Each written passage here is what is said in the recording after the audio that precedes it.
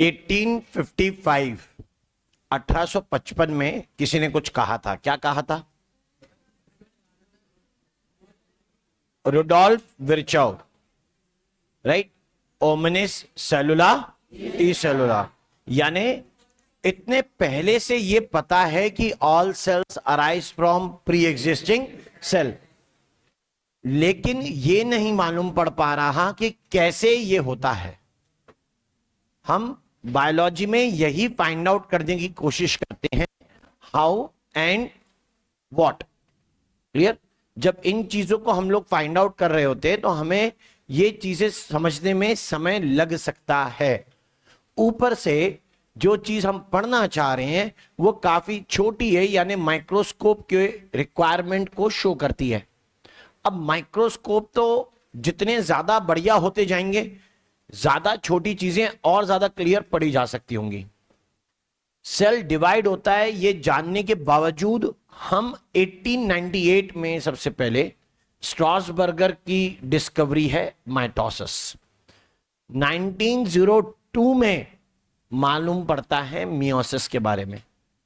यानी पूरा प्रोसेस जानना कि सेल कैसे डिवाइड करते हैं, it's taking a long journey, सालों लगते हैं उसको समझने में।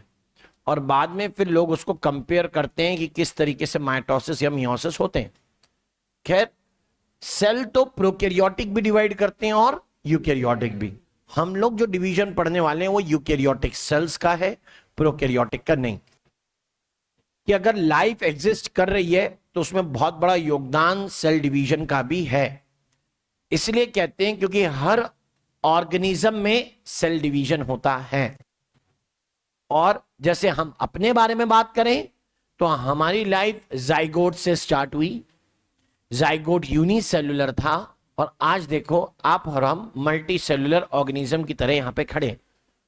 तो इसका मतलब है कि एक ही सेल होगा, डिवाइड होकर खूब सारे सेल्स बनाए, मल्टी सेलुलर बॉडी बनी, जैसे कि हम। दूसरे ऑर्गेनिज्म जो यूनिसेलुलर होते हैं वो एक ही सेल से अपने नंबर इंक्रीज करते रहते हैं, प्रोलिफरेट करते हैं और अपनी पॉपुलेशन बढ़ाते हैं। तो यानी cell division multicellular organism में हो तो ग्रोथ, यूनिसेलुलर ऑर्गेनिज्म में हो तो रिप्रोडक्शन। लेकिन आखिर सेल डिवीजन को ट्रिगर करता कौन है? क्या रिक्वायरमेंट है कि सेल डिवीजन को होना चाहिए? यह भी अपने आप में इंपॉर्टेंट है। ठीक? तो ये कहते हैं कि दैट सेल डिवीजन को जो ट्रिगर करता है वो है सेल की खुद की requirement.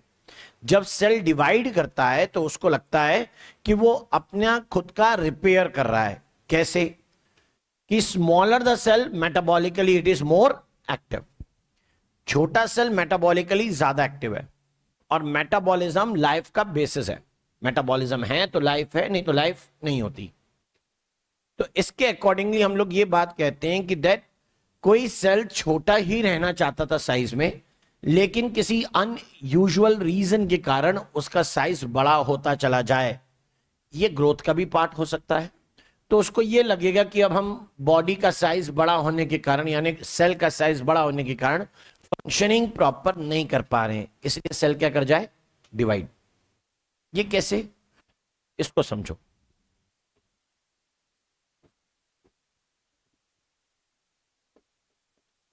Cell division cell cycle में हमारे लिए आज के टॉपिक में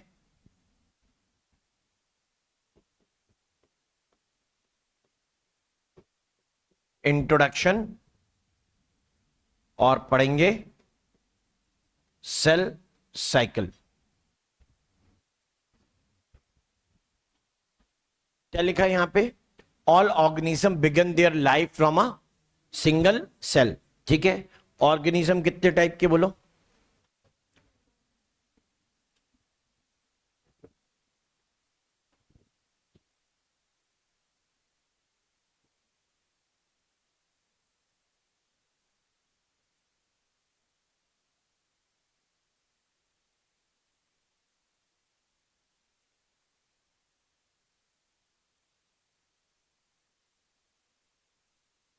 ऑर्गेनिज्म कितने बोले?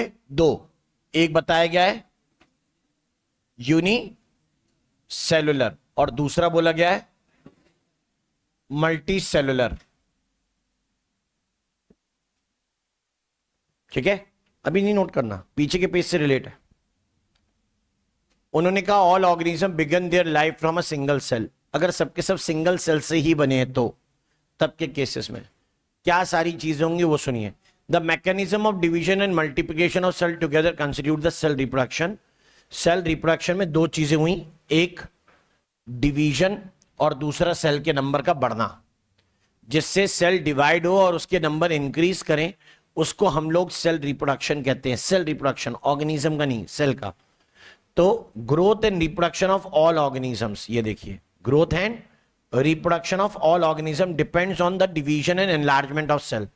डिवीजन और एनलार्जमेंट ऑफ सेल के ऊपर डिपेंड करता है कि सेल पहले बड़ा होगा उसके बाद वो डिवाइड करेगा। Division and enlargement of cell, sequence उन्होंने नहीं लिखा, हमें समझना है। पहले क्या बोलोगे? एनलार्जमेंट, फिर क्या होगा? डिवीजन। समझ गए? हम अपने सीक्वेंस से लिख लें, जाने दो इसको एनसीईआरटी वाले को, कोई जरूरी थोड़ा नहीं कि हम उसी का सीक्वेंस फॉलो करें।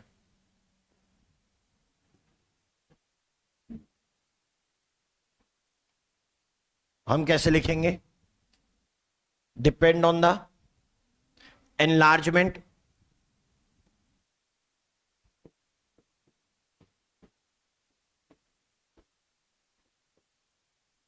And division of cells. Sequence में हो गया ना, राइट? हम ये थोड़ा ना बोल रहे किताब गलत है, उसने ये भी कब बोला कि हम सही सीक्वेंस लिख रहे हैं? क्लियर?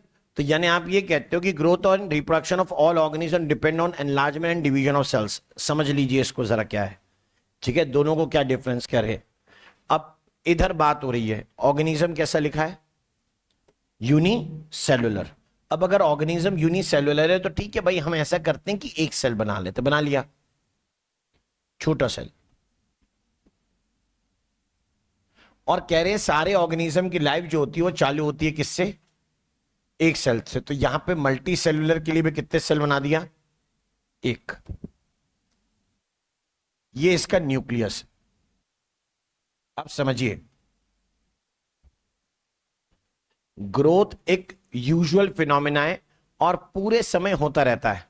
अगर आपकी अभी हाइट ही नहीं बढ़ रही, वेट ही नहीं बढ़ रहा है, इसका मतलब ये नहीं है कि आपकी ग्रोथ नहीं हो रही है, हो रही है, रियलाइज्ड नहीं है। ठीक है?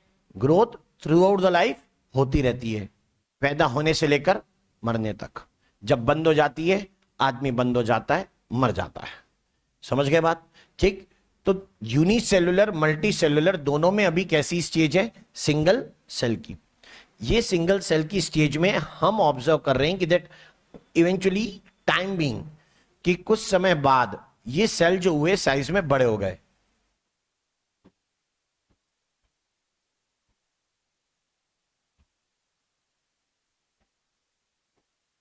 बड़े हो गए इन द केस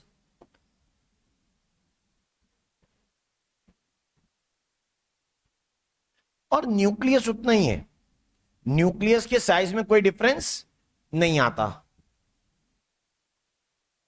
तो यार न्यूक्लियस तो सारे फंक्शन को रेगुलेट करता है ना सेल में, अब उसको रेगुलेट करना क्या हो जाएगा? मुश्किल। ठीक है? पहले जिस एरिया को न्यूक्लियस को कंट्रोल करना था छोटा सा था, अब वो एरिया कैसा हो गया है? बड़ा हो गया है। ठीक है? मॉनिटरिंग करना कैसा हो जाएगा? मुश्किल। ठीक? कंट्रोल रूम है ये, अब कंट्रोल रूम का एरिया पहले छोटा था, अब उसका एरिया क्या हो गया है? बड़ा। ठीक? या तो कंट्रोल रूम में ज्यादा लोगों को कर दो, यानी उसका दायरा बढ़ा दीजिए। बोलो वो नहीं कर सकते, तो बोलो फिर क्या करेंगे? बोलो हम ऐसा है तुम्हारा एरिया बांट देंगे। क्लियर? तो यानी ऐसा किया गया कि यहां पे हुआ डिवीजन और यहां बन गए वापस से सेल्स। यहां हुआ डिवीजन और डिवीजन होने के बाद जो कंडीशन आती है वो इधर दिखाएगी in the form of reproduction. ये कौन से हैं? यूनिसेलुलर ऑर्गेनिज्म है। These will be unicellular organism. Division के बाद वापस इतने छोटे छोटे सेल ही बनेंगे जैसे कि वो थे। तो देख, उन्होंने वापस अपना एक्चुअल साइज रिगेन कर लिया। क्लियर? इधर डिवीजन हुआ और हम कहते हैं कि ऑर्गेनिज्म किस में कन्वर्ट हो गए? मल्टी सेलुलर स्टेज में चले गए। और इसको इसलिए लिखा जाता है ग्रोथ ऑफ द ऑर्गेनिज्म। कौन सा, यूनि या मल्टी सेलुलर? Multi cellular. जबकि ये यूनिसेलुलर ऑर्गेनिज्म है, इसलिए हम लोग कहेंगे reproduction in unicellular organism. ये यूनिसेलुलर ऑर्गेनिज्म में रिप्रोडक्शन हुआ।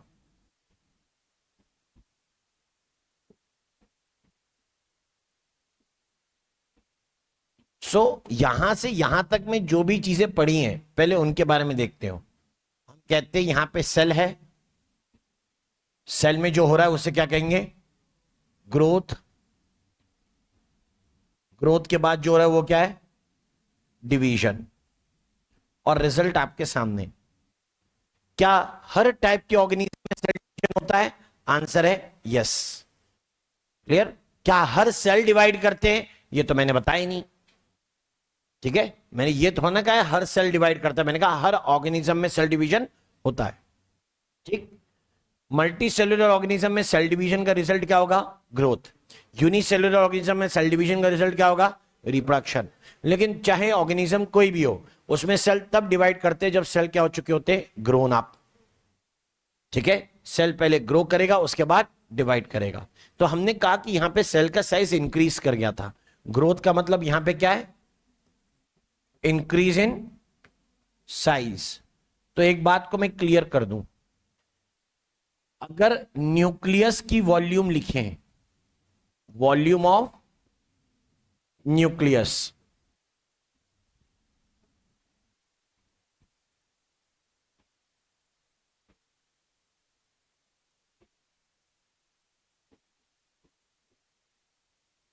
और बाहर साइटोप्लाज्म की वॉल्यूम को देखें, वॉल्यूम ऑफ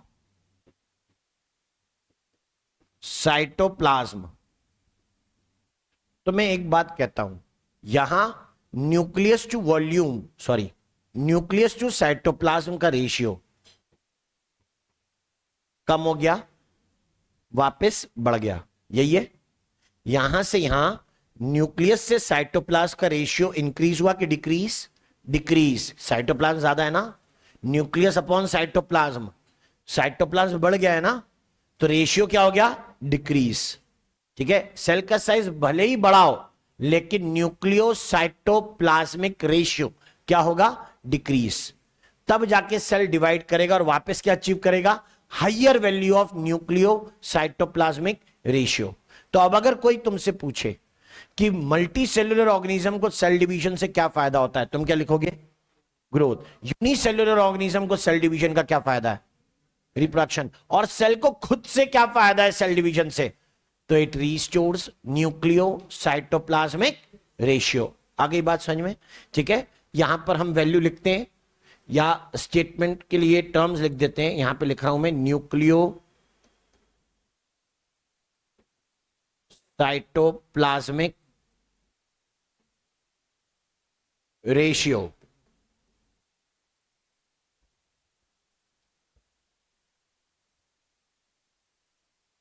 ये सेल के टर्म में यहां पर क्या हो गई?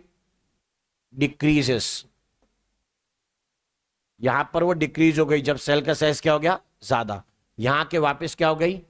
रिस्टोर, या मैं कह सकता हूं बिकम हाई, जैसे कि पहले थी। इसी को क्या कहा गया है?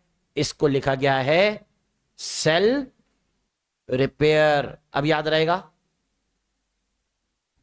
ठीक है, by cell division of multicellular organism is benefited in terms of growth, unicellular organism is benefited by reproduction, and cell is benefited in terms of cell repair. Cell repair का मतलब satisfactory value of nucleocytoplasmic ratio, volume of nucleus upon volume of cytoplasm। छोटा cell more active cell, क्योंकि nucleus उसकी चौकीदारी या पूरी तरीके से देखभाल करवा सकता है। ठीक है, उसको आमने सामने सारी तरफ क्लियर कट दिख रहा है, तो इसलिए छोटा सेल ज्यादा कह सकते हो मेटाबॉलिकली एक्टिव है, रेगुलेटेड एक्टिविटीज है उसमें। सो ये बात हो गई सेल डिवीजन होने की। यानी सेल डिवीजन इसलिए हुआ क्योंकि न्यूक्लियोसाइटोप्लाज्मिक रेशियो क्या हो गया था, बिगड़ गया था। ठीक है, न्यूक्लियोसाइटोप्लाज्मिक रेशियो बिगड़ गया था। तीसरी लाइन में लिखा है that cell division occur in all living organism, अभी जब पढ़ा ना, cell division occurs in all living organism but not all cells divide, सारे सेल डिवाइड नहीं करते, जो नहीं करते उनके बारे में बाद में पढ़ेंगे। हमें इतना पता होना चाहिए कि सेल डिवीजन सब में होता है।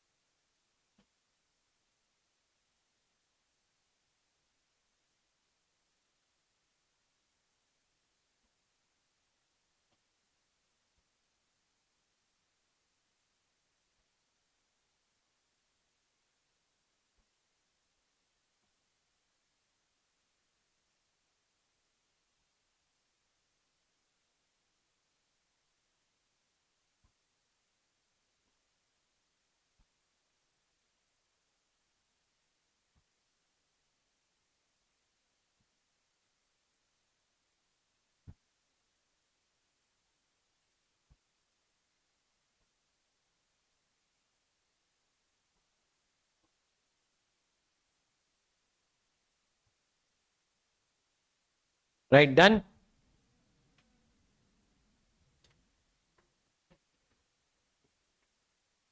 तो ये याद रहेगा, न्यूक्लियोसाइटोप्लाज्मिक रेशियो किसको कहा है, volume of nucleus to volume of cytoplasm.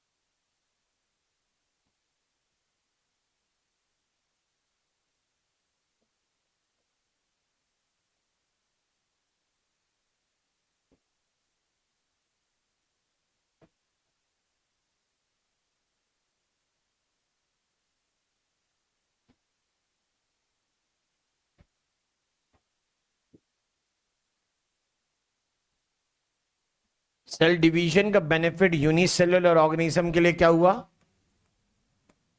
Reproduction. Multi cellular organism के लिए हुआ ग्रोथ। और सेल के लिए, खुद के लिए बोलेंगे सेल रिपेयर। इन सब में सेल का साइज इंक्रीज करेगा ही और सेल रिप्रोड्यूस होगा ही। ठीक है, सेल रिपेयर करना हो, मल्टी सेलुलर ऑर्गेनिज्म में ग्रोथ करनी हो, या फिर यूनिसेलुलर ऑर्गेनिज्म को रिप्रोड्यूस करना हो, इन सब में सेल का रिप्रोडक्शन होना कंपलसरी है।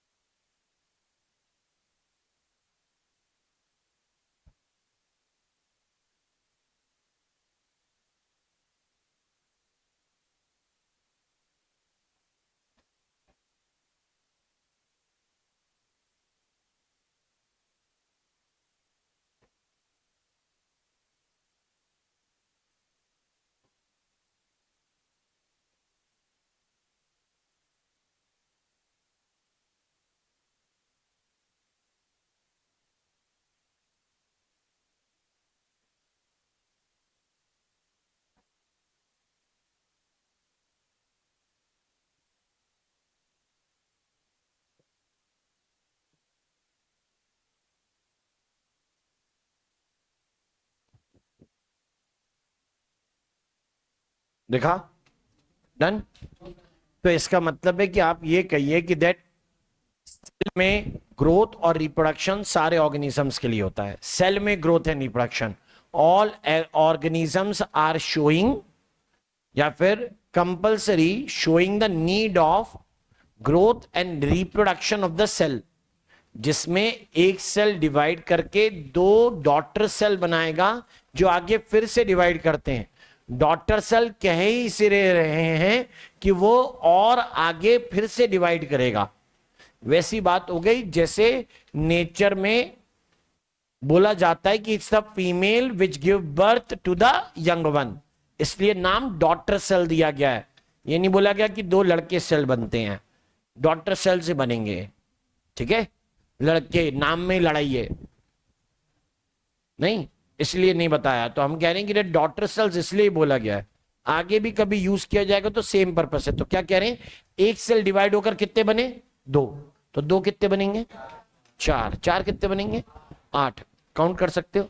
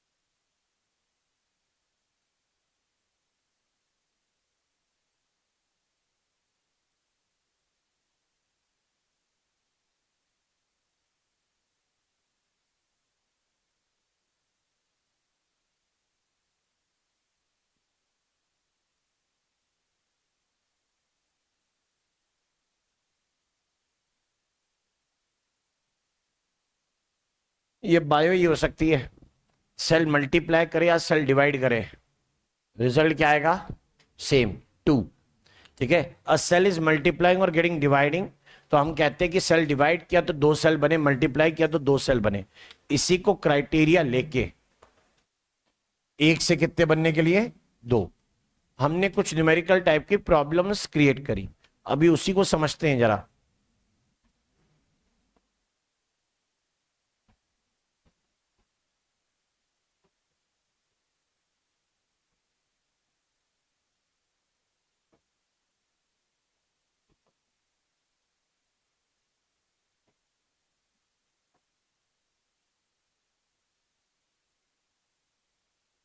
तो यानी number of cells form will be given by 2 की पावर n। यहां पे n का मतलब हो जाएगा नंबर ऑफ जनरेशंस, या फिर how many times a cell divide.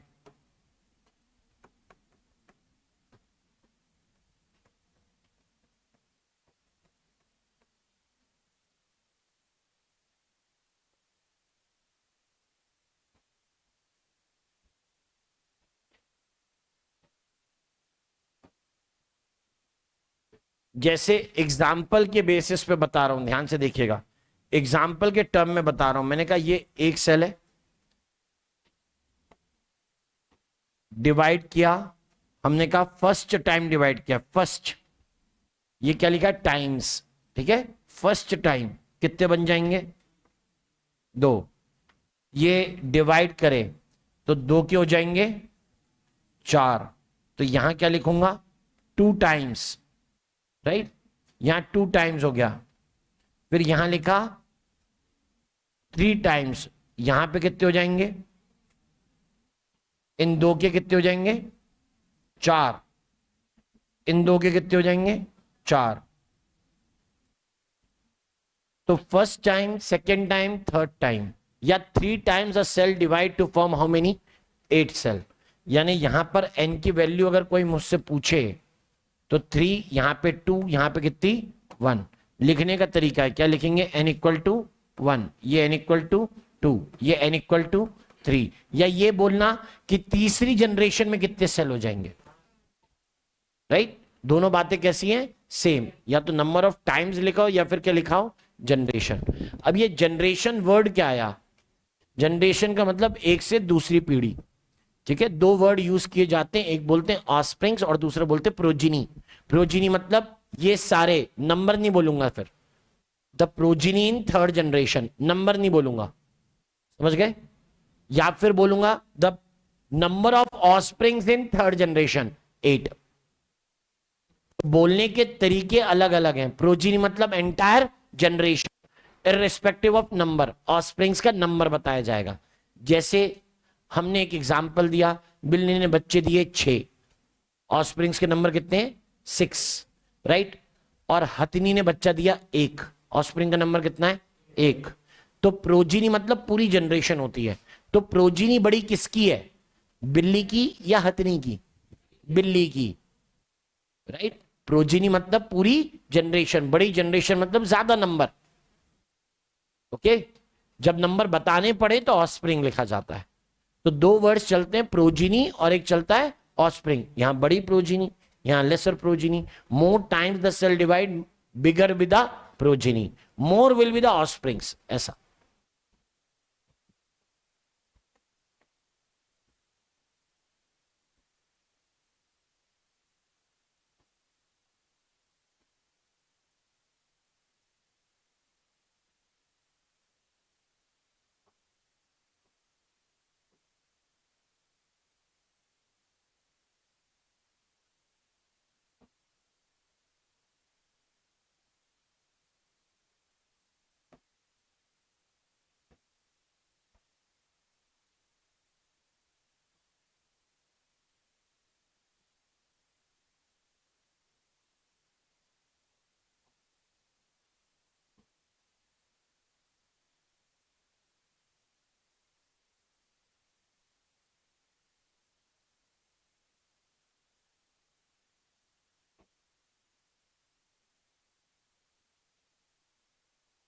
तो जनरेशन टाइम का मतलब हो गया duration that includes time for the preparation of the cell division up to the completion of cell division. तैयारी से लेकर डिवाइड होने तक पूरे ड्यूरेशन को मिला के क्या कहा जाता है?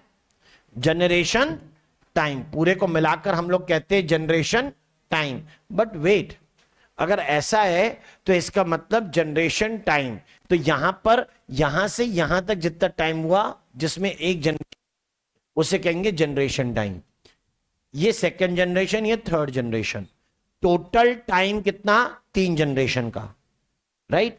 और जनरेशन टाइम कितना? केवल एक जनरेशन का। एक वर्ड होगा टोटल टाइम और एक और होगा जनरेशन टाइम। यहां देखिए, नंबर ऑफ जनरेशंस निकालेंगे। कैसे? नंबर ऑफ जनरेशंस निकालेंगे। कैसे निकालेंगे? जब कोई तुमको टोटल टाइम दे दे कि सेल कितनी देर तक डिवाइड कर रहे हैं, अपॉन क्या दे दे? Generation time. मतलब एक जनरेशन बनाने में कितना टाइम लगा। ये क्यों बता रहा हूं? ये इसलिए बता रहा हूं क्योंकि सेल से सेल में और बॉडी के अलग अलग सेल में अमाउंट ऑफ या duration of generation time same नहीं होता। अभी हम एक नया वर्ड इंट्रोड्यूस करने वाले, रुकना उसके लिए। तो यहां पर एक वर्ड दिया, total time upon generation time equal to number of generation. वो लिखा ना वहां पे 1 2 3, वो नंबर ऑफ जनरेशन है भाई, ठीक है। एन इक्वल टू 1 2 3 जो लिखा है वो नंबर ऑफ जनरेशन है। अब एक एग्जाम्पल ले लेते हैं या एक इमेजिनरी क्वेश्चन ले लेते हैं। हर सेल 1 मिनट में डिवाइड करता है, समझ गए? सेल 1 मिनट में डिवाइड करता है। ये सेल 10 मिनट तक डिवाइड कर रहे हैं, तो टोटल कितनी जनरेशन आएगी?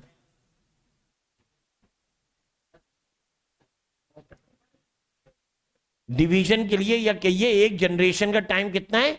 1 मिनट। मैंने कहा ना हर सेल कितने मिनट में डिवाइड कर गया? 1 मिनट में। और वो कितने मिनट तक डिवाइड होते रहते हैं? 10 मिनट तक। तो कितनी जनरेशन हुई? 10/1। भाई जनरेशन टाइम 1 है ना, टोटल टाइम कितना है? 10। तो कितने सेल बनेंगे? ये देख लो मैथ्स, बहुत जबरदस्त मैथ। एक सेल से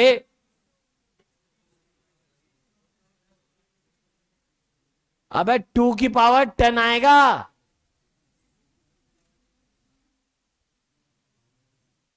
20 बनेंगे। धत। अबे जब 3 में ही 8 बन गए, जब 3, चलो बायो वाला मैथ कर लेते हैं। 3 में 8, 4 में 16, 5 में 6 में 7 में 8 में 9 में और 10 में। फिर बोला सर 20 सेल बनेंगे।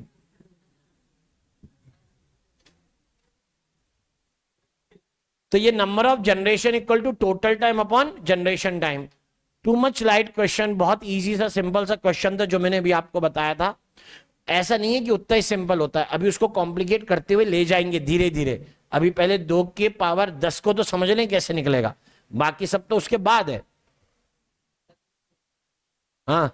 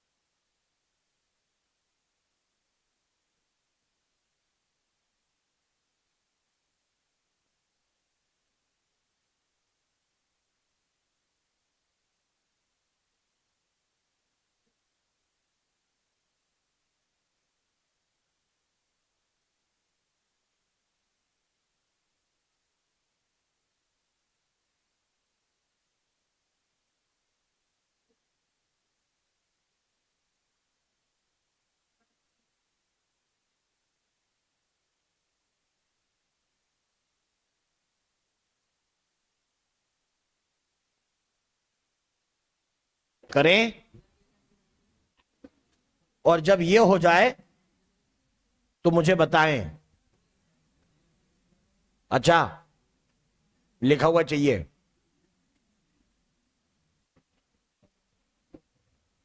हवा में नहीं।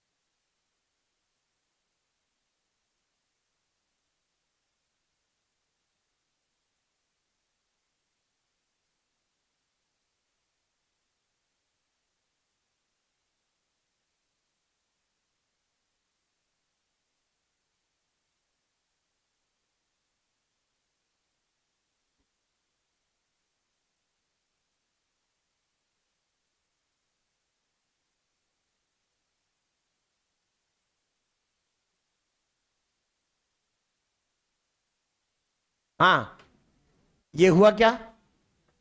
हमें निकालनी है नंबर ऑफ जनरेशन। कैसे निकलेगी?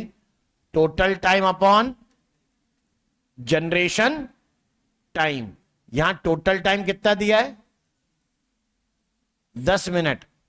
और जनरेशन टाइम है 1। यानी यहां पे n इक्वल टू आ गया 10। तो नंबर ऑफ सेल्स अगर मुझे बताने, तो मैंने कहा हर एक सेल से कितने सेल बने? 2। तो यानी 10 टाइम्स अगर कोई सेल डिवाइड करेगा तो उसके लिए आंसर आ जाएगा 1024।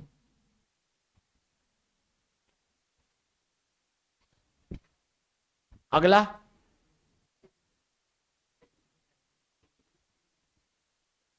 नेक्स्ट का आंसर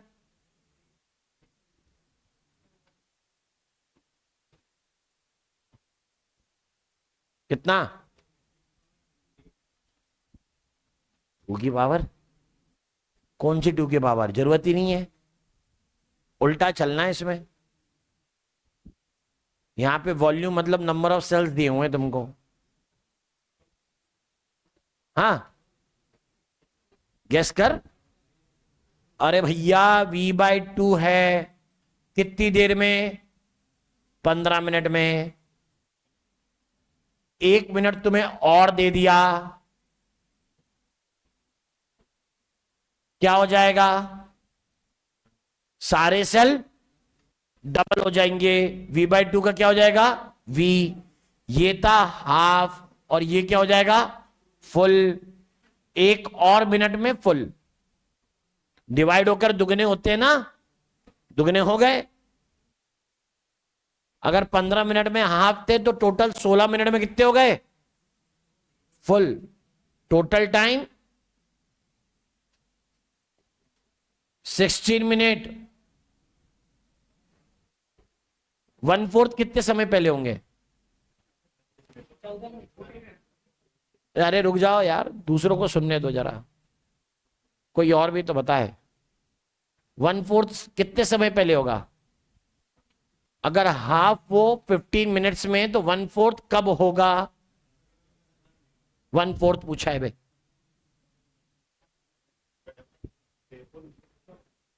और रुको, मैं तो किसके बत्ती जल रही है, किसके?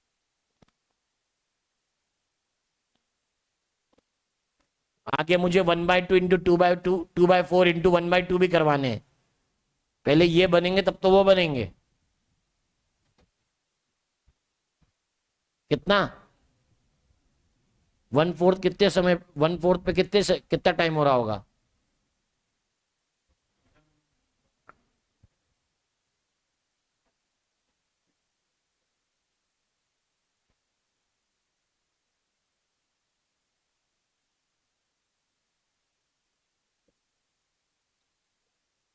सोचो सोचो।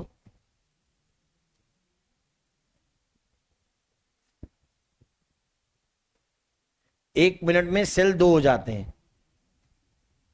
15 मिनट में आधे हैं, 16 मिनट में पूरा भर देते हैं कप को, तो 1/4 कब होंगे?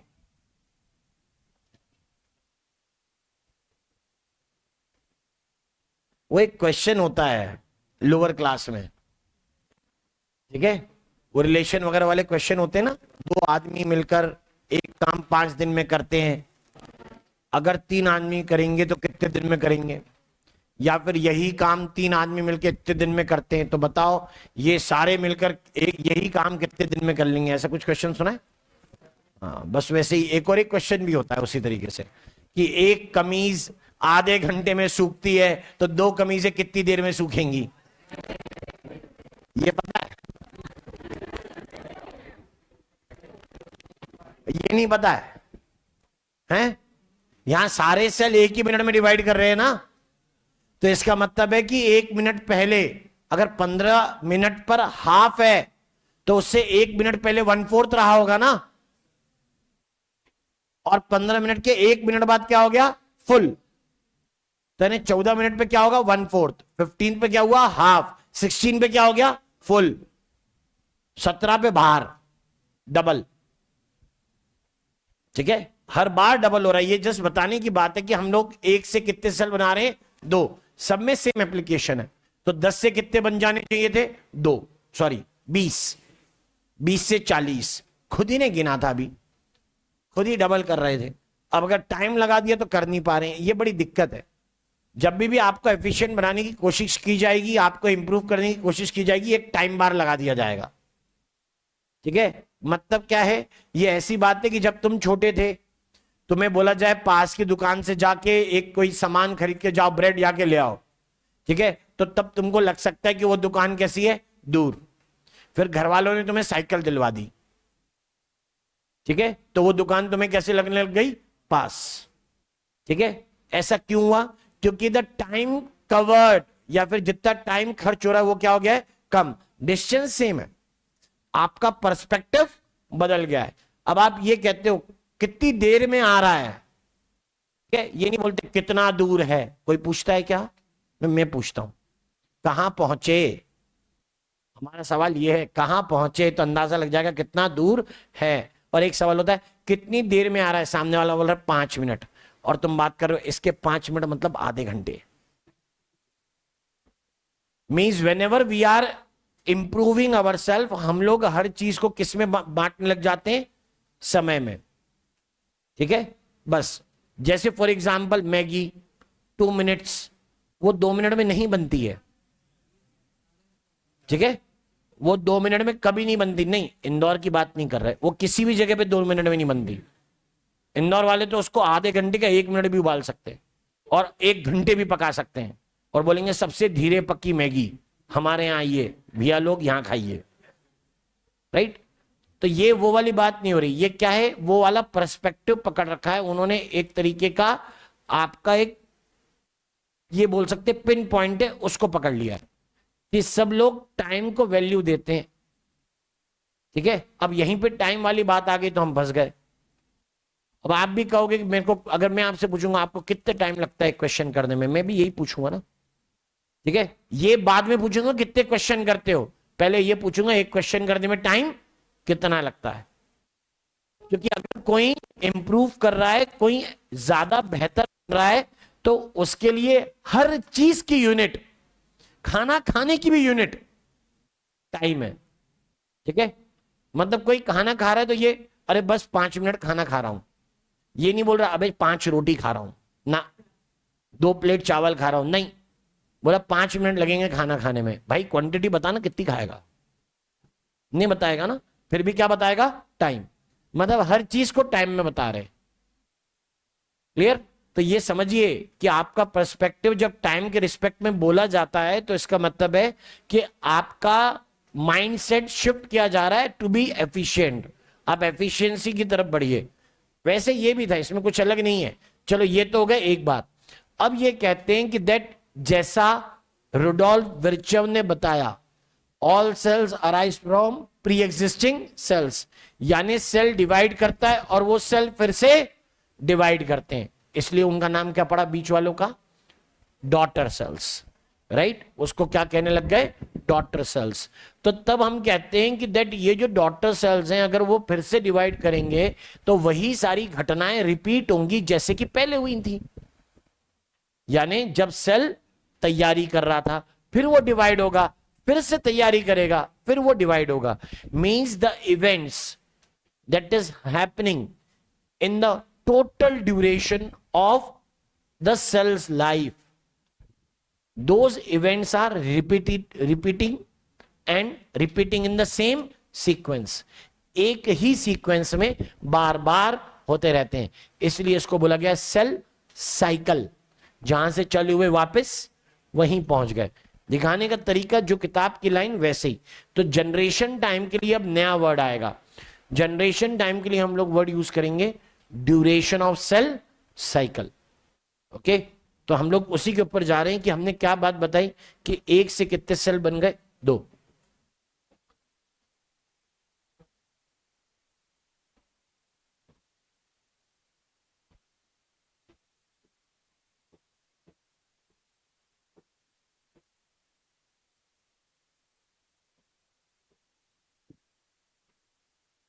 हम्म।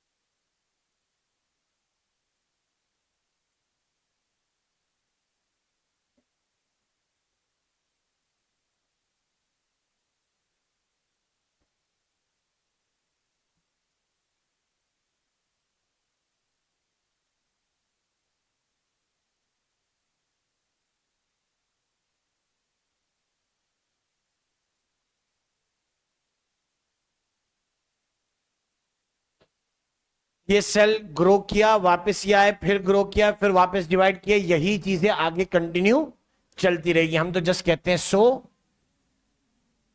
ऑन। ठीक है, इनको यहां से यहां क्या बोला, ये तो ग्रोथ है, नहीं लिख रहा, इनको यहां से यहां बोलूंगा क्या,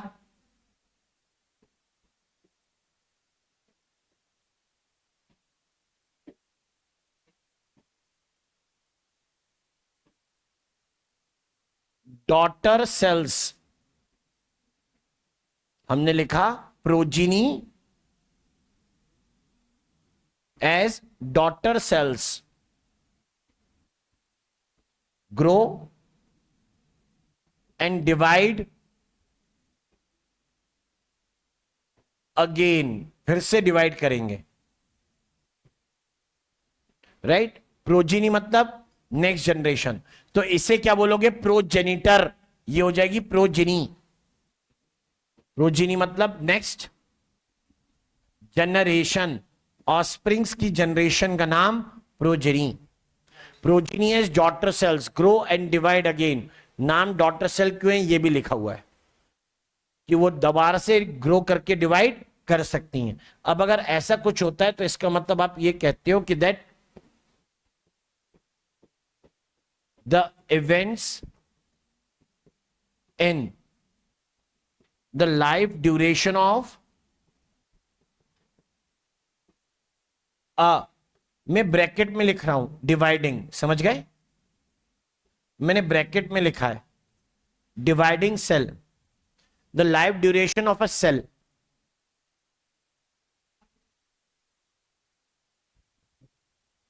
खुशी कौन है?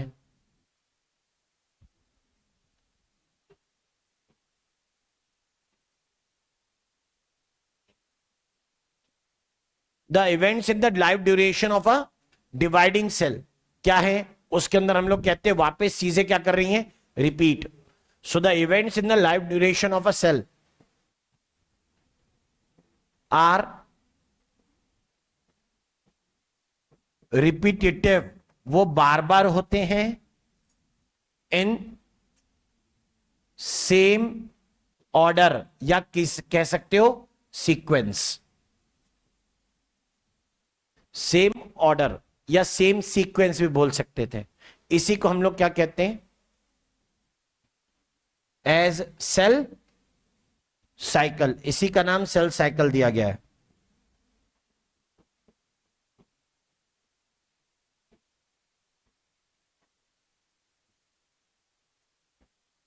Life duration of a cell को हम लोग सेल साइकिल कहते हैं. और अब से जनरेशन टाइम ही ड्यूरेशन ऑफ सेल साइकिल हो जाएगा.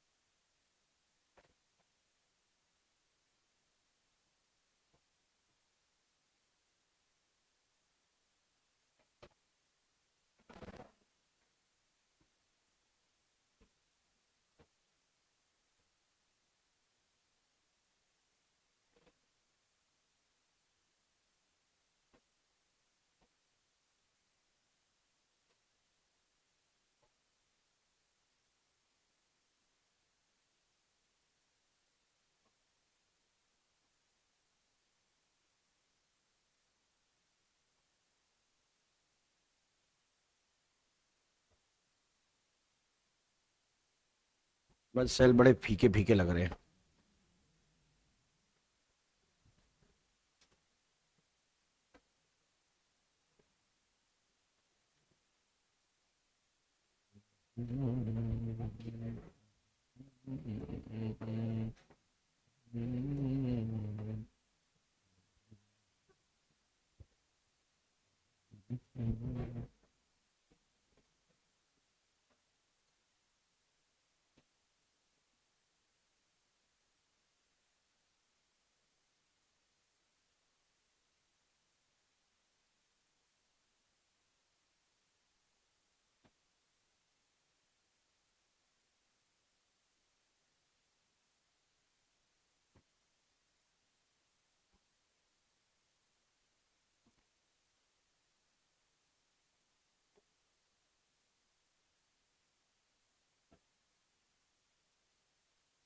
हो गए?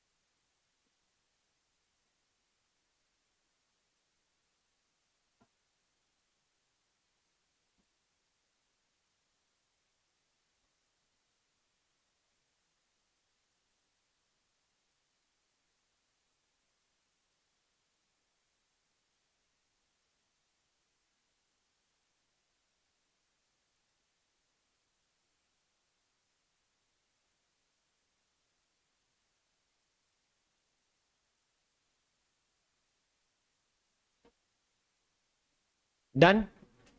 में सुनिए, सेल साइकिल को डिफाइन करते जाएंगे। सेल साइकिल के करेक्टर सुनिए। एक, सेल साइकिल टोटल मिला के वो ड्यूरेशन है जिस समय एक डिवाइडिंग सेल डिवीजन की तैयारी करने से लेकर डिवीजन करता है, फर्स्ट नंबर। दूसरा, सेल साइकिल का ड्यूरेशन सेल का अपना यूनिक करेक्टर है, मतलब दो डिफरेंट टाइप के सेल, एक ऑर्गेनिज्म में ही अलग अलग टाइप के सेल का सेल ड्यूरेशन वेरी करता होगा। सेल साइकिल के ड्यूरेशन में सेल ने तैयारी करी, जैसे ग्रोथ करना जो throughout the cell cycle होगा, लेकिन डीएनए यानी जेनेटिक मटेरियल की कॉपी करना एक स्पेसिफिक स्टेज तक ही लिमिट रहेगा। बाकी फिर आगे example.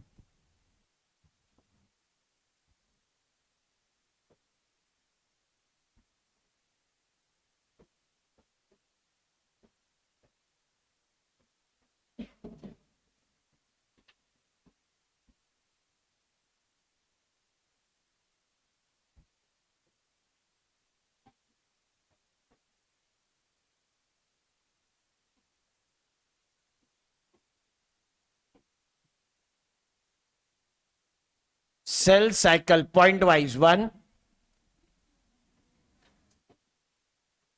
Entire duration in life period of, मैं फिर से बोलूंगा कौन सा सेल, डिवाइडिंग में ब्रैकेट में लिख रहा हूं इसको फिर से, क्योंकि बुक क्या है, सेल लिख के छोड़ देती है। एक्चुअली सेल साइकिल किसके लिए एप्लीकेबल होगा? जो सेल रेगुलरली डिवाइड करते हैं। जो सेल रेगुलरली डिवाइड नहीं करते, सेल साइकिल वर्ड उनके लिए एप्लीकेबल नहीं है। सेकेंड,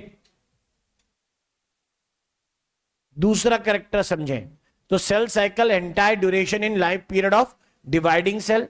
नंबर दूसरा, इंक्लूड्स ग्रोथ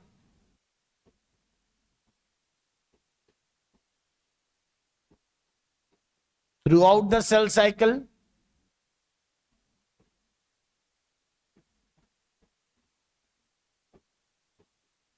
includes replication मतलब duplication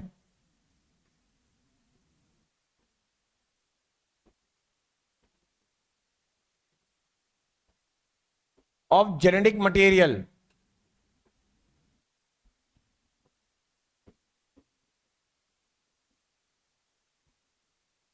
includes replication of genetic material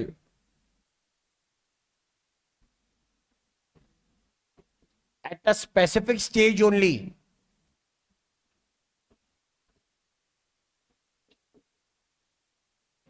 या once in cell cycle। Fourth, cell cycle की duration varies from one kind of cell to the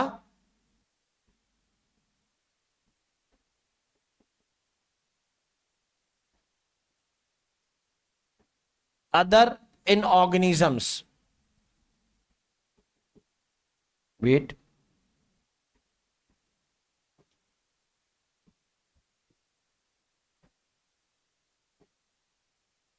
And type of organism. एक ही organism में सारे cell का cell duration same नहीं है, और अलग अलग ऑर्गेनिज्म में सेल का साइकिल ड्यूरेशन सेम नहीं है। ठीक है, मेरे अंदर जितने सेल है उनके अंदर सेल साइकिल का ड्यूरेशन वेरी करेगा।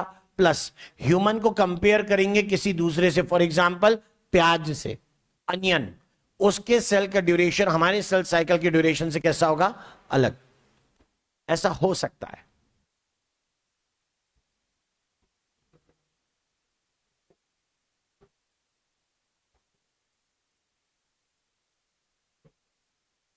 जेनेटिक मटेरियल का मतलब होता है DNA. Once growth throughout the cell cycle, duration varies. Example लेके बता रहे हैं। तब हमने कहा कि सेल साइकिल का मैक्सिमम ड्यूरेशन तो एक्चुअली तैयारी में चला जाता है, डिवीजन के लिए तो बहुत छोटा सा टाइम लगता है।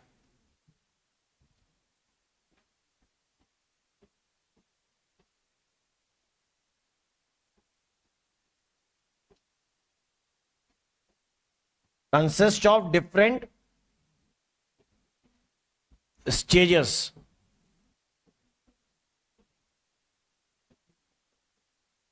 Under genetic control. ये ऊपर के वर्ड का ही मीनिंग है।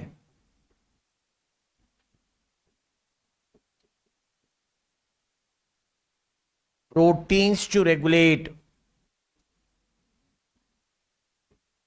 These stages. जीन्स खुद थोड़ा ना काम करती हैं, वो करवाती हैं प्रोटीन से। तो हर स्टेज के लिए कोई प्रोटीन हो सकता है जो उसको रेगुलेट करेगा, इसलिए जेनेटिक कंट्रोल है।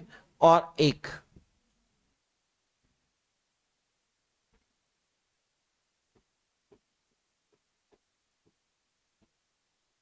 डिवाइडेड इनटू,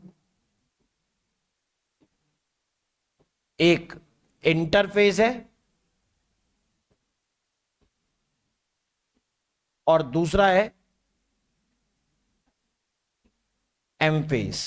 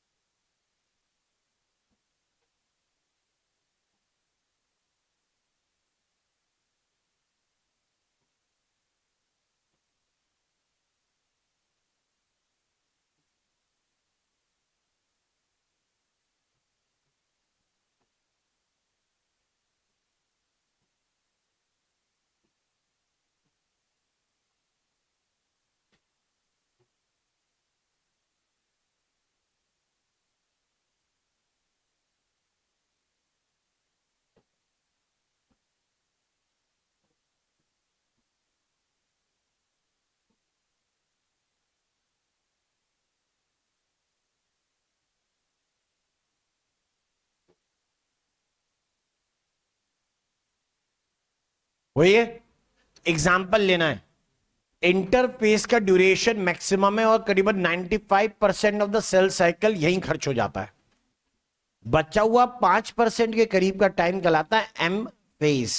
यहां पे एम का क्या मतलब है बाद में समझेंगे, ठीक है। लेकिन क्योंकि सेल डिवीजन की एक्चुअल स्टेज एम फेज है, तो लोग कहते हैं इंटरफेज में सेल डिवाइड नहीं कर रहा, मतलब रेस्ट कर रहा है। तो रेस्ट का मतलब ये नहीं है कि कुछ नहीं कर रहा, तैयारी फॉर सेल डिवीजन कब होगी, इंटर फेज में। रेस्टिंग फेज नाम के लिए, इसलिए कि वो डिवाइड ही नहीं करता, बाकी सारे काम करता है।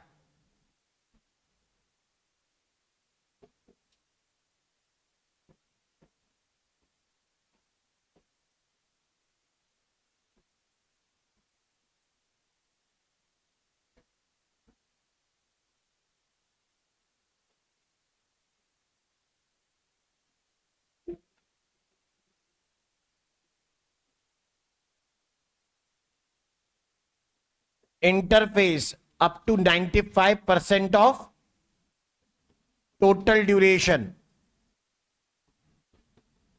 तो 100 में बचा ही 5 है, तो इसको लिखेंगे अबाउट 5% ऑफ टोटल ड्यूरेशन।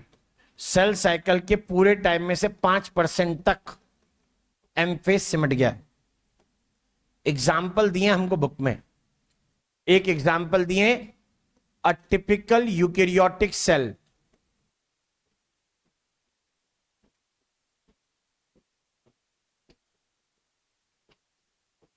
जैसे एग्जाम्पल ले लेते हैं, कौन सा सेल है जो किसका है, ह्यूमन का। और एक और एक एग्जाम्पल दिया यीस्ट का। अजीब बातें करते हैं बुक वाले भी, यीस्ट भी तो यूकेरियोटिक होती है, फिर भी लिखा अटिपिकल यूकेरियोटिक सेल। लिखने दे, तुम भी किताब वालों की तरह चलो, जैसा लिखा है वैसा मानो।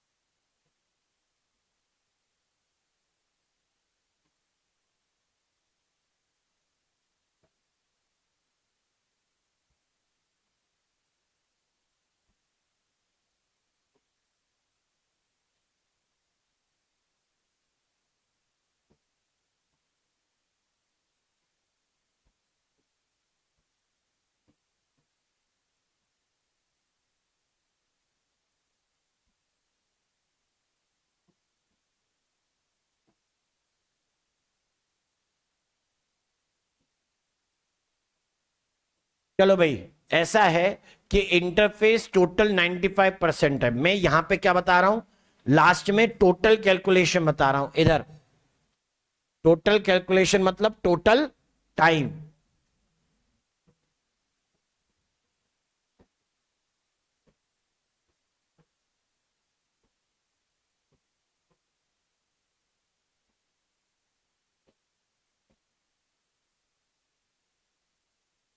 टोटल टाइम ड्यूरेशन किसका, सेल साइकिल का। ये वैल्यू मुझे दी हुई हो, तो मुझे कैलकुलेट करने को कहा जा रहा है कि ये बताओ कि इंटरफेस का टाइम कितना होगा।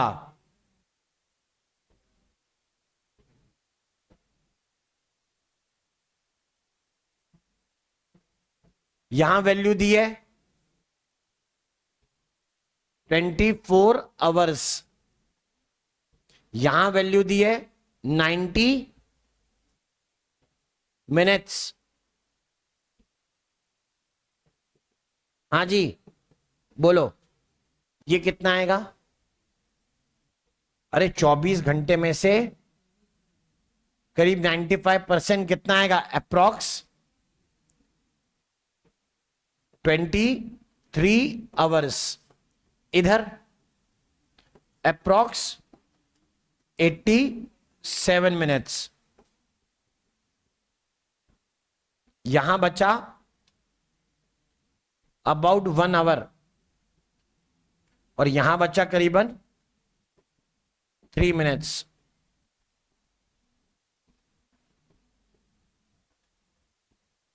ज्यादा टाइम ऑब्वियसली इंटरफेस में खर्चा किया है।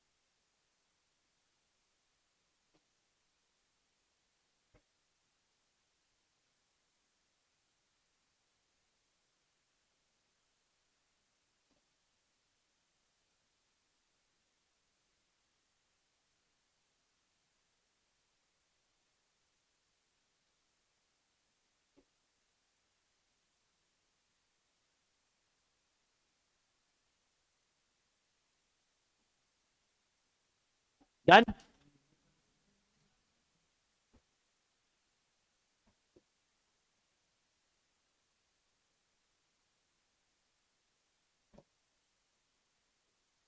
अगली क्लासेस में स्टेजेस इन इंटर फेज एक, और नंबर दूसरी बात पढ़ेंगे, नॉट ऑल सेल्स डिवाइड, सारे सेल डिवाइड नहीं करते हैं। Thank you.